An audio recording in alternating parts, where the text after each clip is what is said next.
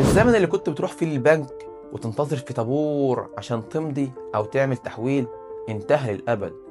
احنا النهاردة في عصر التقنيات المالية، العصر اللي الموبايل فيه بقى هو المدير المالي لثروتك. العالم مش بيلغي بس الكاش، العالم بيلغي الوساطة المالية التقليدية. احنا داخلين عصر التمويل اللامركزي، العصر اللي فيه الكود البرمجي هو اللي بيدير المليارات مش مدير البنك. خليني اقول لكم معلومة بمليارات. في تقنية النهاردة اسمها تفتيت الأصول الرقمية. يعني ايه؟ يعني عقار ثمنه 100 مليون دولار، التكنولوجيا بتحوله لمليون سهم رقمي. النتيجة شاب صغير يقدر يمتلك جزء من ناطحة سحاب ب 100 دولار بس وبضغطة زر من موبايله.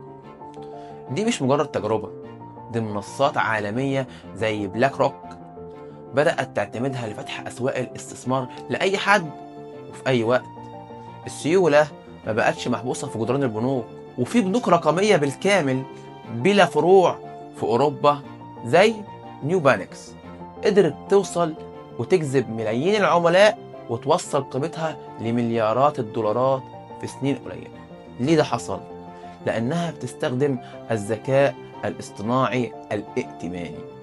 بدل ما البنك يطلب منك أوراق معقدة عشان يديك قرض أو تمويل، تطبيق بيحلل لك سلوكك المالي في ثواني وبيديك القرار فورا. التكنولوجيا خلت السيولة تتحرك بسرعة الضوء.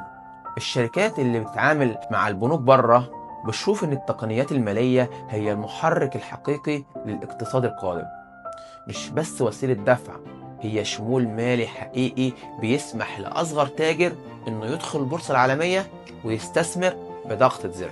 اللي مش هيواكب رقمنة الأموال هيفضل مكانه والعالم بيسابق الزمن. القوة الحقيقية للتقنيات المالية هي الديمقراطية المالية، إنك تقدر تقترض وتستثمر وتأمن على شغلك من خلال عقود برمجية ذكية بتنفذ نفسها بنفسها بدون رشاوي أو روتين. اللي فاهم اللعبة دي صح بيصنع ثروة من عدم. سؤالي النهاردة لكل مستثمر: هل فلوسك لسه بتستنى موافقة الموظف ولا شغالة بقوة التكنولوجيا؟ ولك انت يا بطل البيزنس، محفظتك النهاردة في جيبك ولا لسه مربوطة بشباك الموظف؟ أنا مصطفى شحاتة ودي دقيقة من قلب ثورة المال العالمية.